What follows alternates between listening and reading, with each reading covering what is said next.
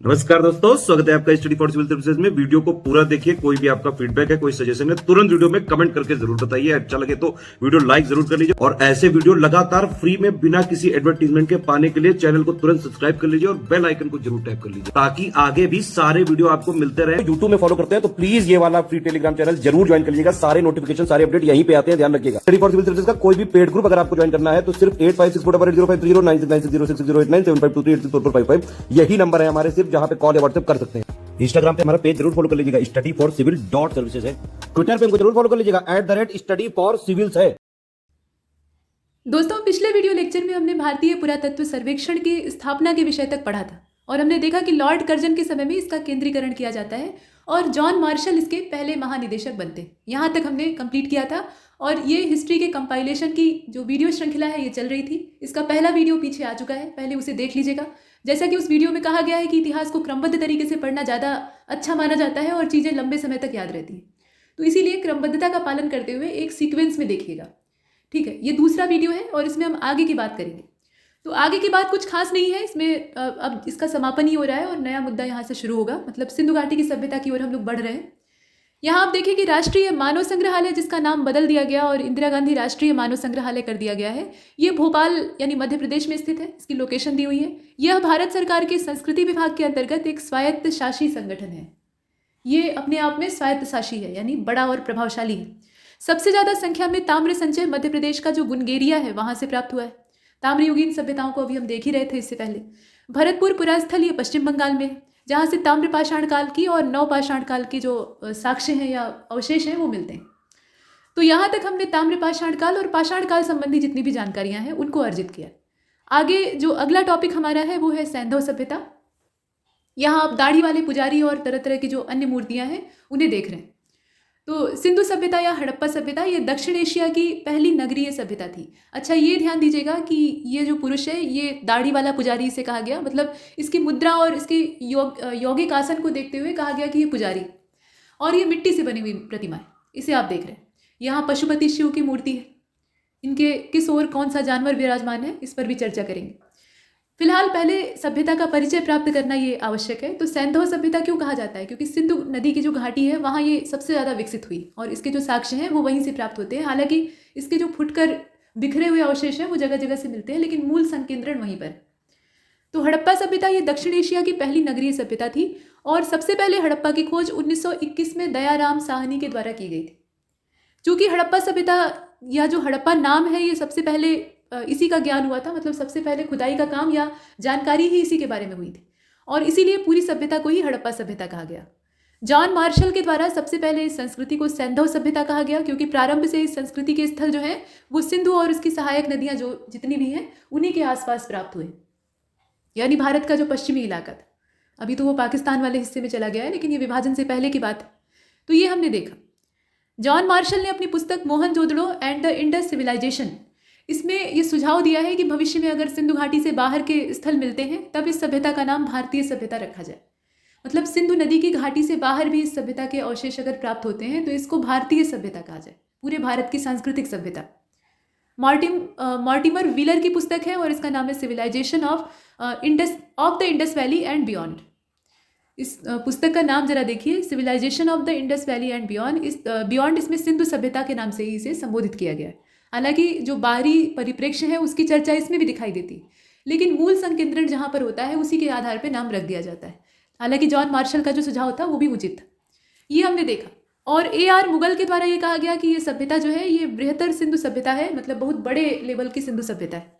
और इस सभ्यता में मिस्र और मेसोपोटामिक जो सभ्यताएं हैं उनके भी समकालिक दर्शन होते हैं। मतलब ये पता लगता है यहाँ के जो साक्ष्य मिले हैं उनसे कि ये उन्हीं की समकालीन थी और वहाँ से व्यापारिक संबंध भी दिखाई देते। हड़प्पा सभ्यता को कांस्य युगीन सभ्यता कहा जाता है। अभी कांस्य युग के बारे में हमने देखा, तो कांसे का इस्तेमाल इसमें भी हुआ था, मतलब तांबा और टिन को मिलाकर कांसा बनाया जाता है। कांसा जो है एक मिश्र धातु है और सबसे पहली बार इसका प्रयोग इसी समय पर हुआ था। गॉर्डन चाइल्ड के हिसाब से सिंधु सभ्यता को पहली नगरीय क्रांति कहा जा सकता है और सैंधव सभ्यता का सबसे ज़्यादा संकेंद्रण ये सरस्वती नदी की जो घाटी है यानी घग्गर हाकरा नदी के किनारे है। तत्कालीन स्थिति बताया गया है और इसलिए कुछ विद्वान इसे सरस्वती सभ्यता या सिंधु सरस्वती सभ्यता के तौर पर भी संबोधित करते हैं।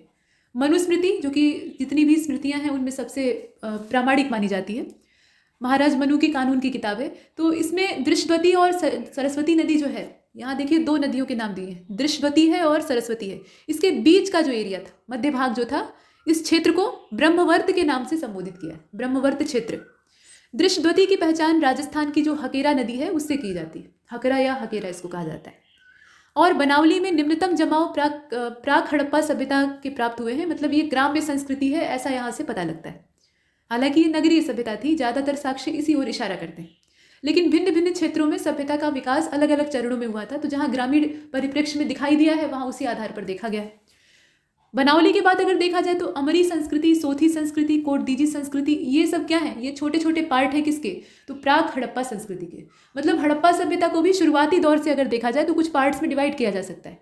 तो जो सबसे पुराना दौर इसका था, कोई भी नगर जो है वो कैसे विकसित होता है, एक झटके में नगर तो बन नहीं जाता है। पहले वो एक गाँव या एक कबीला होता है, धीरे धीरे करके उसका विकास होता है और वो शहर की ओर बढ़ता है, मतलब शहर बनने की ओर बढ़ता है। इतिहास साक्षी है कि जितने भी नगर बड़े बसे हुए हैं या पहले के जो महाजनपद होते थे, इनकी शुरुआत छोटे कबीलों या छोटी बस्तियों से हुई है। तो वही हाल यहाँ भी है। प्राक हड़प्पा जो संस्कृति थी उस समय गाँव का अस्तित्व था और ये ग्राम्य सभ्यता थी, लेकिन धीरे धीरे करके उद्योग धंधे या जो व्यापार का काम है वो शुरू होता है, तो ये नगरीय सभ्यता के तौर पर दिखाई देती है। भारत के पुरातात्विक स्थल उत्तर से दक्षिण तक अगर उनके क्रम देखे जाए, मतलब स्थानों के नाम का क्रम देखा जाए, तो उसमें बुर्जहोम है, भीमबेटका है, पिकलीहल है और अतिरमपक्कम है। ये इनका क्रम है, उत्तर से दक्षिण। सबसे उत्तर में बुर्जहोम यानी जम्मू कश्मीर और उसके बाद सबसे लास्ट में अतिरमपक्कम यानी दक्षिणी। यहाँ तक हमने देखा। हड़प्पा सभ्यता का स्थल मांडी जो है ये भारत के उत्तर प्रदेश में स्थित है। यहाँ आप देखिए पदरी, कुंतासी और भिर्राना, ये सब क्या है, ये हड़प्पा युगीन पुरास्थल है। और झूकर संस्कृति जो है ये चनहुदड़ों से प्राप्त हुई है। चनहुदड़ों वाला जो मन के बनाने के कारखाने वाला आपने सुना होगा, उसी स्थान से झूकर संस्कृति के जो साक्ष्य हैं वो मिलते हैं। और ये जितनी भी संस्कृतियां आप देख रहे हैं, झूकर हो या आमरी संस्कृति हो, ये सब हड़प्पा सभ्यता से ही बिखरी हुई छिटपुट उसी का हिस्सा है, उन्हीं का एक छोटा छोटा पार्ट। आमरी संस्कृति जो है या आमरी संस्कृति इसको असल में कहा जाता है, तो ये पाकिस्तान के सिंध वाले प्रांत में विकसित हुई थी।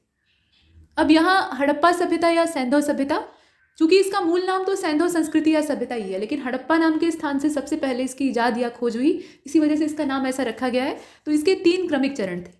3 क्रमिक चरण में एक तो प्राक हड़प्पा सभ्यता है, उसके बाद परिपक्व अवस्था है, मतलब पहले विकसित हो रही थी फिर विकसित हो गई, तो परिपक्व या हड़प्पा सभ्यता मूल रूप से उसी को कहा जाता है। और उसके बाद एक उत्तर काल है, यानी जब इसका पतन होने लगता है तो जो इसमें बिखराव पैदा होता है, उससे अलग अलग संस्कृतियों का जन्म होता है। तो उसके विषय में हम पढ़ते हैं बाद वाले समय में। इनका समय विभाजन भी दिया हुआ है, उसको एक बार देख लेते हैं। यहाँ अगर आप समय विभाजन देखें तो 3200 से लेकर 2600 ईसा पूर्व का जो बीच का दौर था, ये आरंभिक दौर था। तब यहाँ नगर बसने या जो ग्राम्य सभ्यता थी उसका डेवलपमेंट होना शुरू हुआ, मतलब मूल अवस्था गाँव की थी। उसके बाद धीरे धीरे करके वो गाँव विकसित होते हैं और नगरीय जीवन की ओर बढ़ते हैं, यानी नगरीय जीवन का बीजारोपण यहीं से होता है, गाँव विकसित होकर नगर बनने लगते हैं। इसके बाद धीरे धीरे विकास और आगे बढ़ता है, तो 2600 से लेकर 1900 ईसा पूर्व का जो बीच का पूरा समय है। ईसा पूर्व में हम लोग उल्टा चलते हैं, संख्याओं का वो क्रम नहीं रहता है जो कि सामान्य सीधे तरीके से हम देखते हैं, तो इसीलिए 2600 से लेकर 1900 ईसा पूर्व ये परिपक्वता का समय था। इस समय पूर्ण रूप से विकसित जो हड़प्पा सभ्यता है वो दिखाई देती है और वो लगभग 700 वर्षों तक रहती है, 700 सालों तक रहती है। और ये बहुत ज़्यादा लंबा समय नहीं है, यानी ये टिकाऊ नहीं थी। अगर एक सभ्यता के लिहाज से देखा जाए तो 700 साल बहुत ज़्यादा नहीं होते, यहाँ हमने देखा। और उत्तर हड़प्पा काल जो है ये सन 1900 से लेकर, मतलब यहाँ पे सन नहीं है, ये ईसा पूर्व है, तो 1900 बीसी से लेकर ये 1300 बीसी तक चलता है। और यह नगरीकरण के पतन यानी नगरोत्तर अवस्था का समय देखा जाता है। और इसमें उप सिंधु संस्कृति या हड़प्पोत्तर जो संस्कृतियाँ हैं वो विकसित होती हैं, मतलब मूल सभ्यता छिटकने लगती है। वहाँ पर कुछ जलवायु परिवर्तन संबंधी घटना या कोई ऐसी आगजनी या दुर्घटना या बहुत सारे कयास लगाए जाते हैं कि सूखा पड़ गया या वहाँ पे वातावरण जो है वो तेज़ी से बदलने लगा। अलग अलग विद्वानों के भिन्न भिन्न मत हैं इसके पतन होने के पीछे, उसको भी हम लोग देखेंगे आगे। लेकिन जो भी कारण रहा हो, ये सभ्यता धीरे धीरे करके बिखरने लगती है और इससे बिखर कर जो लोग यहाँ से पलायन करते हैं वो भिन्न भिन्न स्थानों पर जाकर बसने लगते हैं और वहाँ पर कुछ उप संस्कृतियों का विकास होता है। तो विकास का ये पूरा क्रम है और ये हमेशा चलता है, सिर्फ हड़प्पा सभ्यता के साथ ही नहीं, पूरे मानव इतिहास में अगर देखा जाए तो कोई भी सभ्यता पहले बसती है, कुछ समय तक वो अपनी चरम सीमा पर रहती है, उसके बाद उसमें पतन होता है। मनुष्य के साथ भी यही होगा। इसके बाद आगे चलते हैं। यहाँ आप देखें कुछ महत्वपूर्ण तथ्य जो कि हड़प्पा सभ्यता से संबंधित हैं। इसमें सबसे महत्वपूर्ण बात तो ये है कि हड़प्पी जो राजनीतिक संरचना थी उसका सबसे पहला सैद्धांतिक प्रकाश ये स्टुअर्ट पिगट के द्वारा डाला गया था। मतलब राजनीतिक व्यवस्था उस समय कैसी थी, ये पिगट जी ने बताया था। और अत्यंत केंद्रीय साम्राज्य था जो कि पुरोहित के द्वारा संचालित होता था। और हड़प्पा तथा मोहनजोदड़ो ये 2 राजधानियाँ थी। मतलब ज़्यादा जो बस्तियों का संकेंद्रण या प्रशासनिक अमलों का संकेंद्रण है वो यहीं पर दिखाई देता है। तो इसके आधार पर ये जाना जाता है कि ये राजधानी क्षेत्र है। और हड़प्पा में 6 धान्य कोष्ठ दिखाई दिए जहाँ पर अनाज भंडारित किया जाता था। और यहाँ पर प्रयुक्त होने वाली जो अनाज भंडारण की तकनीकियाँ हैं वो आज के समय का जो अनाज भंडारण है उससे काफ़ी हद तक मेल खाती हैं। मतलब ये सच है कि आज की जैसी टेक्नोलॉजी नहीं थी, लेकिन उसकी संरचना पहले से ही तैयार थी। यहाँ हमने देखा। आगे बढ़ते हैं, कुछ और पॉइंट्स हैं जैसे कि मेसोपोटामिया में शामिल क्षेत्रों को वर्तमान में पूर्वी सीरिया, दक्षिण पूर्वी तुर्की और इराक का अधिकांश भाग माना जाता है। तो ये समकालीन जो सभ्यताएं हैं इनके बारे में भी थोड़ी थोड़ी जानकारी होनी चाहिए। मेसोपोटामिया में अकाडियन भाषा में, यहाँ देखिए एक बड़ी चीज़ है, मेसोपोटामिया में अकाडियन भाषा ने सुमेरियन भाषा को प्रतिस्थापित कर दिया। मतलब सुमेरियन भाषा की अपनी जो जगह थी उसको हटाकर वहाँ पे अब अकाडियन लैंग्वेज जो है वो इस्तेमाल होने लगी।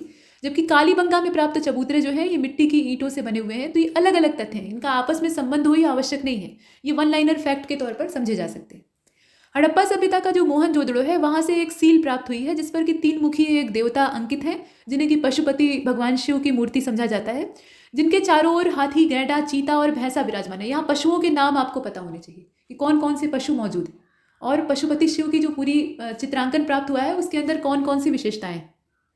अब ये जो अगला तथ्य है ये काफ़ी ज़्यादा परीक्षा उपयोगी है। कहने का मतलब ये है कि इस तरह के जो क्रम होते हैं, भौगोलिक अनुक्रम हो या ऐतिहासिक अनुक्रम हो, ये पूछे जाते हैं। तो यहाँ ये हड़प्पा के शहरों का उत्तर से दक्षिण की ओर का क्रम बताया गया है। अब उत्तर से दक्षिण में अगर देखा जाए तो सबसे पहले हड़प्पा, पंजाब का जो मोंटगोमरी नाम का स्थान है वहाँ से।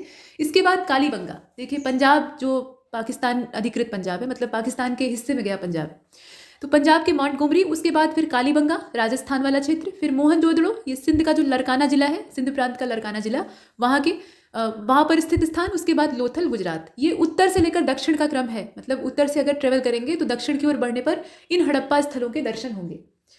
मणि निर्यात या मणि निर्माण जो है ये लोथल और चनहुदड़ों वाले जो क्षेत्र थे वहाँ से होता था। अभी आपने बहुत सी किताबों में देखा होगा कि चनहुदड़ो नाम की जो जगह है वहाँ से मनके बनाने के कारखाने प्राप्त हुए। तो ये मणिकाएँ होती थी अर्थात मनके होते थे।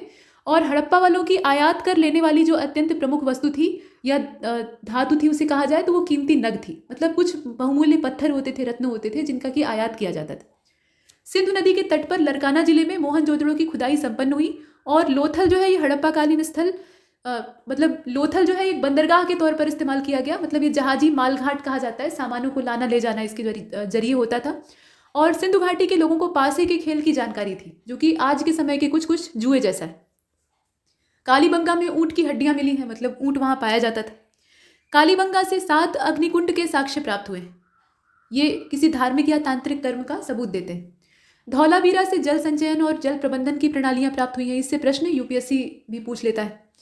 प्रबंधन का विशिष्ट साक्ष्य यहाँ से मिला है। मतलब जल संचयन और प्रबंधन पहले के समय में भी होता था, लेकिन सिर्फ उन्हीं स्थानों पर जहाँ जल का अभाव होता था, उस स्थान पर नहीं जहाँ जल प्रचुर मात्रा में पाया जाता था। और ये मनुष्य की प्रवृत्ति है, जब तक कोई चीज़ बहुतायत मिलती है तब तक वो उसकी कद्र नहीं करता है। IEM व्हीलर ने सबसे पहले भारत पर आर्यों के आक्रमण का जो सिद्धांत है उसको प्रतिपादित किया। ये बाहरी थे ऐसा इसका मानना था और इसने भारत पर, मतलब इस जाति ने भारत पर आक्रमण किया। लोथल और चनहुदड़ो का सर्वाधिक महत्वपूर्ण उद्योग जो था वो मन का उत्पादन था। चनहुदड़ो के साथ साथ लोथल जो है यहाँ से भी बड़े पैमाने पर मन के बनाने के कारखाने प्राप्त हुए। भारत के इतिहास में सबसे पहले नगरों का उदय सैंधव सभ्यता से ही मिलता है, जो कि सिंधु घाटी की सबसे महत्वपूर्ण विशेषता है। नगरीय सभ्यता पहले ग्राम्य थी, उसके बाद धीरे धीरे विकास होता है और इसकी जो चरम अवस्था थी इसमें ये नगरीय थी। स्वतंत्रता के बाद की बात करें, अभी आज़ादी से पहले वाला जो पूरा परिदृश्य था उसे हमने देखा। आज़ादी के बाद भारत में गुजरात वाला जो क्षेत्र है वहाँ पे सबसे ज़्यादा सैंधव स्थल खोजे गए। एक बड़ा हिस्सा तो पाकिस्तान के हिस्से में चला गया, लेकिन जो हमारे पास बचा हुआ है उसमें अगर देखा जाए तो आज़ादी के बाद गुजरात वाले क्षेत्र में सबसे ज़्यादा उत्खनन का कार्य हुआ है और वहाँ से ये चीज़ें प्राप्त हुई। हड़प्पा सभ्यता का विकास पश्चिमोत्तर में अफगानिस्तान तक बिखरा हुआ था। मतलब सिर्फ पाकिस्तान नहीं, और थोड़ा पश्चिम में चले जाएं, पश्चिम उत्तर वाला डायरेक्शन, तो वहाँ पर अफगानिस्तान तक विस्तृत था। शोर्तगुई और मुंडीगाक ये जो 2 हड़प्पा पुरास्थल है ये हिंदू कुश के पार जो अफगानिस्तान वाला पूरा क्षेत्र है वहाँ तक स्थित है। और सैंधव सभ्यता से संबंधित सर्वाधिक पुरास्थल जो है ये सरस्वती नदी के किनारे प्राप्त हुए, ये हमने देखा। सर मॉर्टिमर व्हीलर ने हड़प्पा संस्कृति के विघटन के लिए, ये देखिए मॉर्टिमर व्हीलर का कथन क्या था कि हड़प्पा सभ्यता का विघटन होता है, इसके लिए इंद्र जो है वो उत्तरदायी। मतलब इंद्र उत्तरदायी है, इसका मतलब समझ रहे हैं, आंधी पानी और भयंकर वर्षा और बाढ़ का प्रकोप। ये चंदूदड़ो एकमात्र पुरास्थल है जहाँ से वक्राकार ईंटें मिली हैं। इनका आकार सीधा नहीं था सामान्य ईंटों की तरह, ये तिरछी थी। इस तरह की तिरछी और विभिन्न आकृतियों की ईंटें क्यों बनाई जाती हैं? अलग अलग स्थापत्य को बनाने के लिए। तो चंदूदड़ों में किसी भी दुर्ग का साक्ष्य नहीं प्राप्त हुआ है, मतलब चारों ओर समतल बस्ती के जो साक्ष्य हैं वो मिलते हैं। भारत में रेशम का सबसे पुराना साक्ष्य जो है वो नेवासा से प्राप्त हुआ है, और नेवासा पुरास्थल जो है ये महाराष्ट्र का जो अहमदनगर जिला है वहाँ की प्रवरा नदी के तट पर स्थित है। तो जरा कमेंट बॉक्स में ये बताइएगा कि ये प्रवरा किसकी सहायिका है, मतलब ये नदी किसी न किसी नदी, मतलब मुख्य नदी की सहयोगी है, तो वो किसकी सहयोगी? इस पुरास्थल को खोजने का श्रेय M.N. देशपांडे को दिया जाता है। और हड़प्पा वासियों को मेहराबों के निर्माण का ज्ञान नहीं था, मतलब इनका जितना भी स्थापत्य दिखाई देता है उसमें मेहराब नहीं दिखाई देते। मेहराब का मतलब क्या? जैसे दरवाजा या खिड़की है तो उसके ऊपर ऐसे एक गोलाकार या किसी भी आकृति का ऐसे ऊपर एक रोशनदान जैसा बनाना जिससे कि रोशनी भी आती रहे। हड़प्पा सभ्यता का नगर जो है वो धौलावीरा, मतलब यहाँ पे हड़प्पा सभ्यता के विभिन्न नगरों की बात हो रही है, तो उसमें धौलावीरा की अगर बात करें तो वो 3 भाग में विभाजित है। ठीक है, 3 भाग में विभाजित है। इसका मतलब है कि यहाँ नगर निर्माण की जो योजना थी वो बहुत ज़्यादा परिपक्व अवस्था में थी। धौलावीरा से हड़प्पा लिपि में बहुत बड़े बड़े अक्षरों में लिखा हुआ एक लघु अभिलेख प्राप्त हुआ है। देखने में तो लघु अभिलेख है, लेकिन उसके अंदर जो अक्षर अंकित हैं वो बहुत बड़े साइज के। सिंधु घाटी की लिपि सूचना, मतलब लिपि की जो सूचना है वो मोहरों से प्राप्त होती है। मोहरों पर इसके दर्शन भी होते हैं। सैंधव मुद्राओं का सबसे प्रचलित जो अभिप्राय था वो एक श्रृंगी वृषभ का है, मतलब एक सिंह, माफ कीजिएगा, सैंधव मुद्राएं जो है उनका सबसे ज़्यादा जो प्रचलित अभिप्राय है वो एक श्रृंगी। ठीक है, ये इसमें।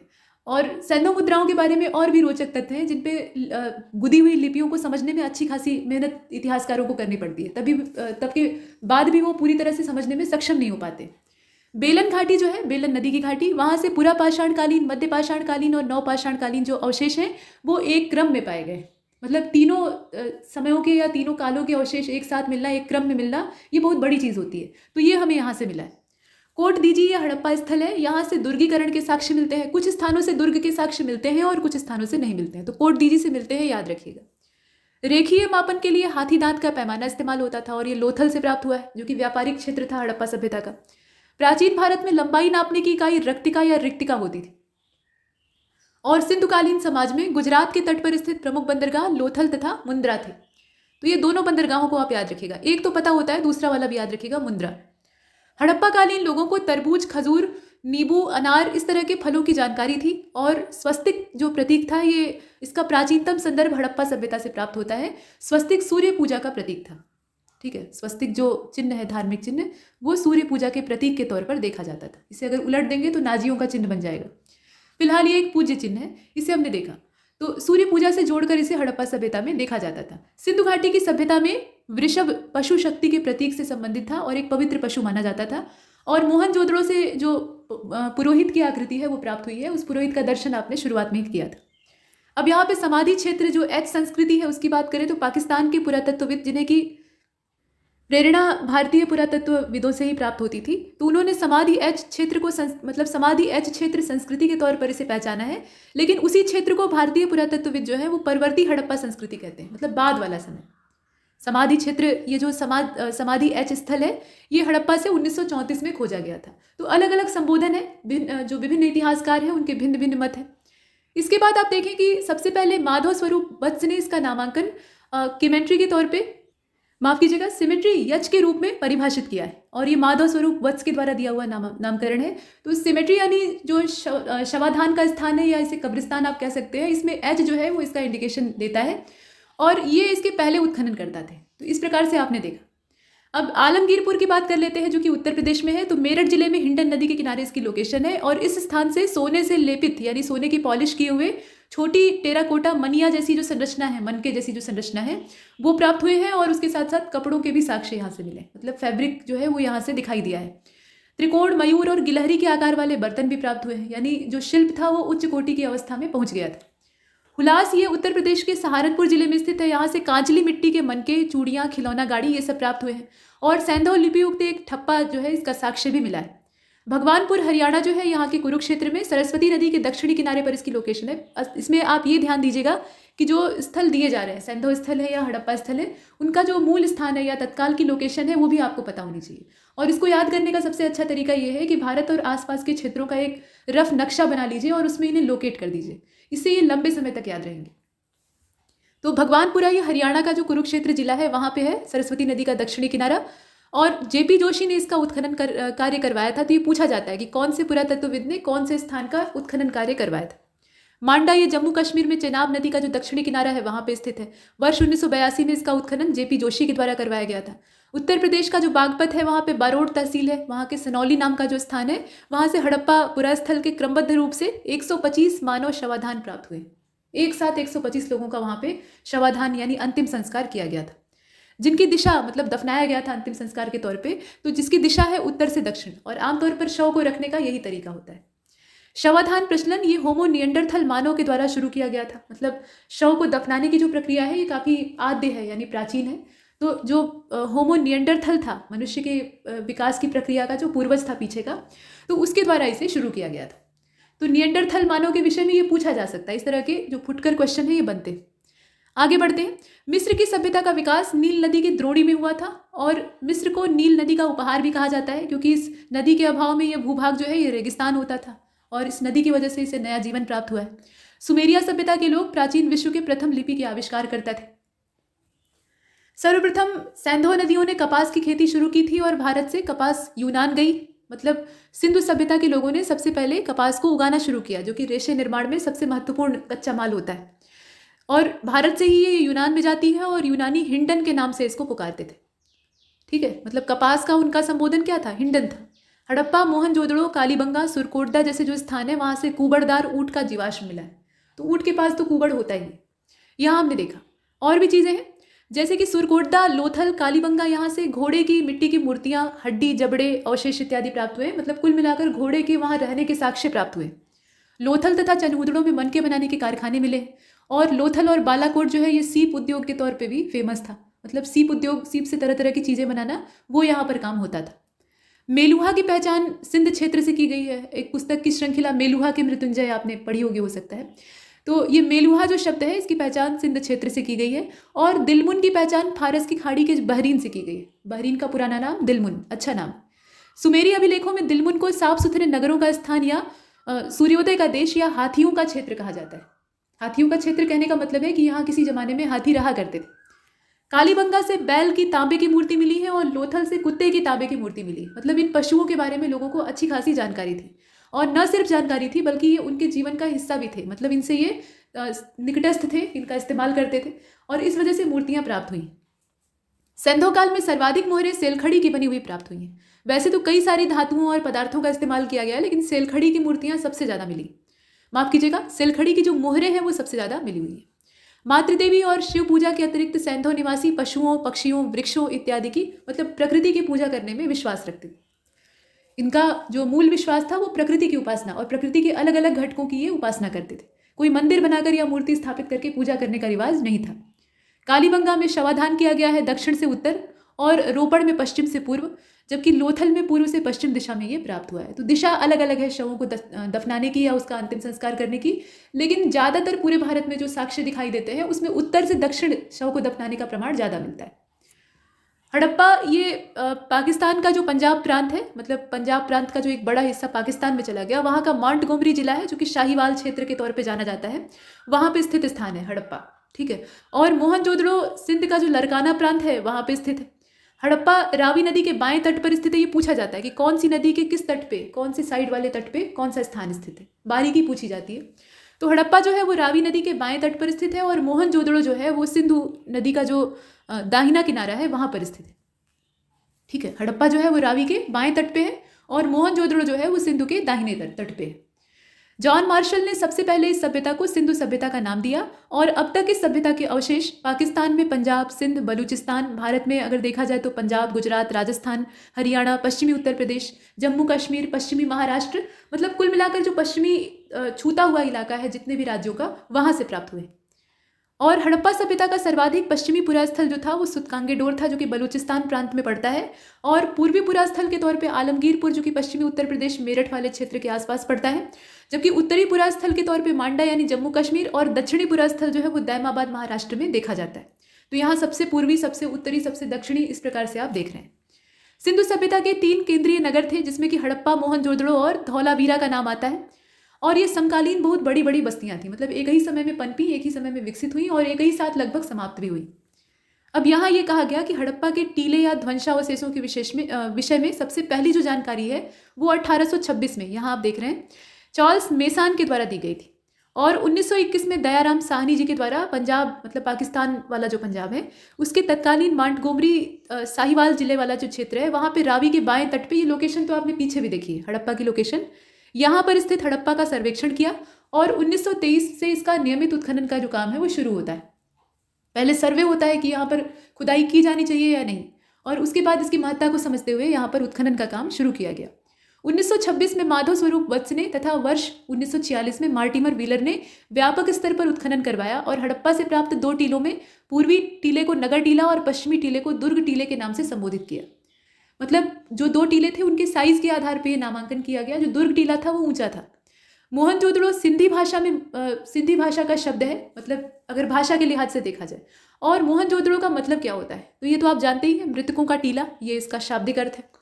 मोहनजोदड़ो लरकाना जिला जो है सिंध प्रांत पाकिस्तान का, वहाँ पे सिंधु नदी के दाहिनी ओर स्थित है। ये लोकेशन हमने दूसरी बार देखी, अभी पीछे भी देखी थी। मोहनजोदड़ो की खोज 1922 में राखालदास बनर्जी के द्वारा की गई थी। ये समय और नाम याद रखिएगा। मोहनजोदड़ो का सर्वाधिक उल्लेखनीय स्मारक जो है वो बड़ा स्नानागार है, मतलब एक बड़ा सा बाथरूम। और यह विशाल स्नानागार धर्मानुष्ठान संबंधी स्नान के लिए किया जाता था, मतलब स्नान के लिए इस्तेमाल किया जाता था, जिसमें एक साथ बहुत सारे लोग स्नान करते थे और उसके बाद धार्मिक अनुष्ठान में भाग लेते थे।